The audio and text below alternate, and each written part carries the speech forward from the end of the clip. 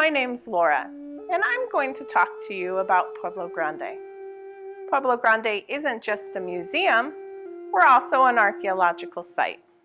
And one thing that makes us extra special is the people. But before we talk about the site and the people, let's go over a couple of terms.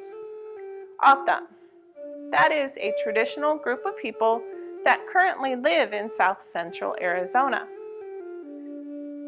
Hohokam, that's a term used by archaeologists to describe a culture that lived here from around AD 450 to 1450. And unfortunately, we don't know the name that the people long ago called themselves. So we're going to refer to them as the ancestral Sonoran Desert people. Let's talk about this group of people.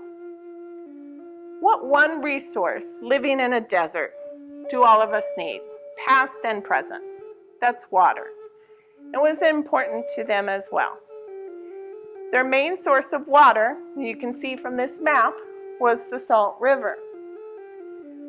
Now, did you know that ancestral Sonoran Desert people, they have built the largest irrigation system in North America?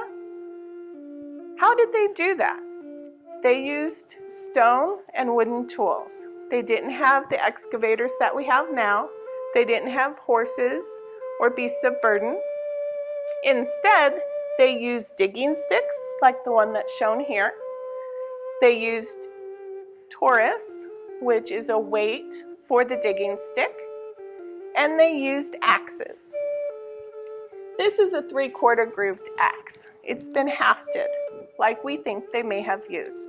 Can you imagine digging canals using this? They didn't just dig a couple. They dug hundreds of miles of canals throughout the Valley of the Sun, as you can see on this map. All of these blue lines are canals that archaeologists have found. Now, why would you dig so many canals? Well, they needed to bring water to their villages, which are the red dots on the map. But something else. They were desert farmers, so they needed to bring water to their crops. What types of crops did they grow? They grew corn, beans, squash, and even cotton.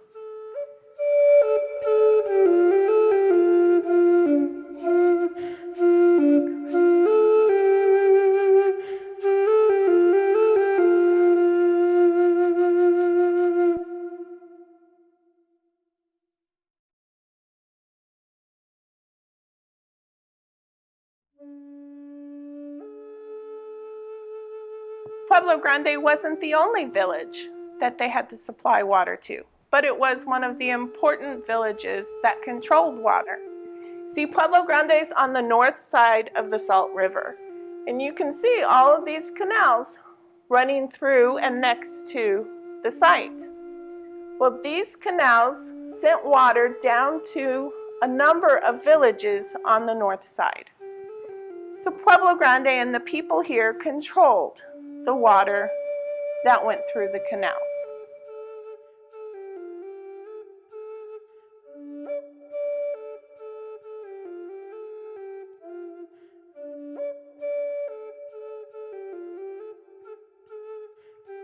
The next thing that we're going to talk about is the timeline.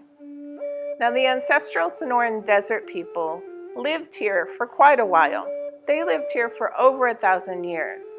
And so things are going to change over that length of time. They had trends just like we do now. And archaeologists, they look at those changes over time in the material culture. Material culture is just kind of a fancy way of saying the stuff that they made. The tools, the pottery, as well as the structures that they built. And archaeologists have divided the ancestral Sonoran Desert people's timeline into 4 periods. We have the pioneer period, the colonial period, sedentary, and then the classic period. One thing that archaeologists definitely look at is pottery, and pottery changes over time. Not only does the size and shape change, but the materials used to construct the vessels change. and of course the decorations that are used.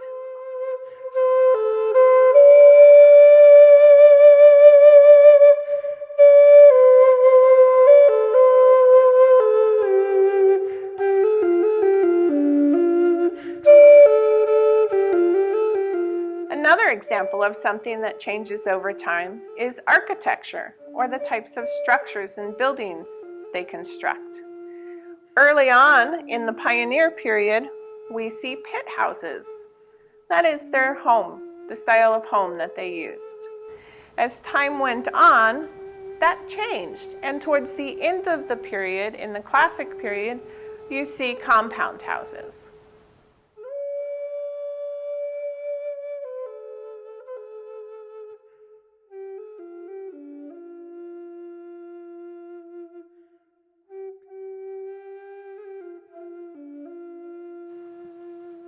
Another architectural feature we can look at, archaeologists call ball courts. And they were oval, bowl-like depressions in the ground that were about 80 to 100 feet in length and 50 feet wide.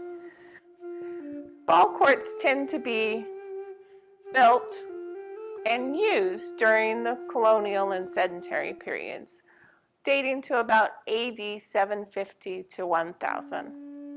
We don't know the exact function or use of the ball courts, but they were probably used for social, sporting, or ceremonial events, which had a marketplace type activity. So they had people trading as well. It was definitely an event. Since we're talking about architecture, let's shift gears just a little bit and talk about one type of structure found at Pueblo Grande. Archaeologists call this large earthen structure a platform mound. The Hohokam refer to them as va'aki, or ceremonial houses. This structure is about the size of a football field and stands up to 3 stories tall. It was constructed by hand of river cobbles, caliche, sandstone, and chunks of granite. Pueblo Grande's va'aki is one of the largest found in all of Arizona.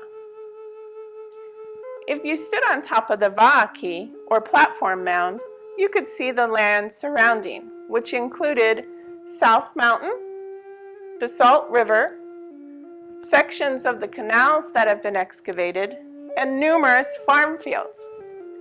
Now let's take a look and see some of the activities that may have been happening on top of the platform mound and in the surrounding areas. Over here, you have individuals that are doing daily chores, things like food preparation or making tools. This depicts probably a leader that's either doing a ceremony or directing the work of others. And over here, you can see someone that's working on a wall for the va'aki, something that we have to do even today to maintain the platform mound.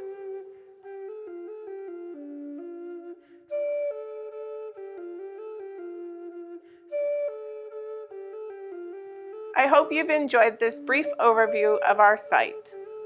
For more information, please visit our website, www.pueblogrande.com.